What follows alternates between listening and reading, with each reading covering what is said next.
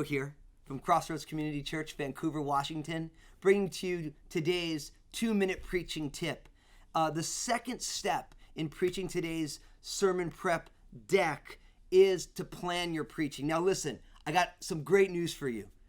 We have a Bible, God's Word, 66 books written by over 40 authors in a bunch of different languages and cultures over a couple thousand years. We got a lot of material to cover. But with the breadth and the depth of God's Word, it is important to plan out your preaching, to be able to think through, what am I preaching, when, and why? Now, the beauty is we should never run out of things to preach, because unless you said, listen, I've preached to my congregation every single verse from Genesis to Revelation, then there's ground to cover. But you want to be able to think through what you're preaching and why. And there's a lot of ways to do it.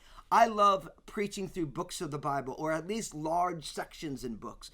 At Crossroads, we just finished an expositional series on the book of Galatians. I'm looking forward to going into the book of Esther on our weekends. We're going through the Old Testament at our midweek. So I love preaching through books. Another thing that we also love to do is we love to look at it in the seasons of the church's life. Like, we often like to start brand new series in the beginning of the year in January. We'd like to start a new series after Easter. We'd like to do a summer series, and then we love to do a fall launch series, which will always begin the weekend after Labor Day, because we know that kind of people's lives reset, and so we love to start new series there. But you want to think through what's going on in the life of our congregation, what's going on in our world, what is the normal kind of rhythms of life, and really plan your preaching accordingly. One of the things that I had recommended to me that I've done for a while now is I try and set a preaching calendar.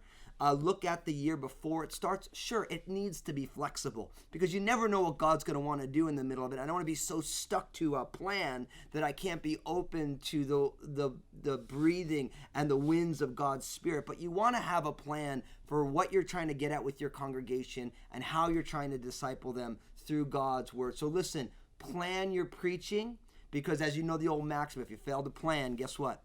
You plan to fail. God bless you.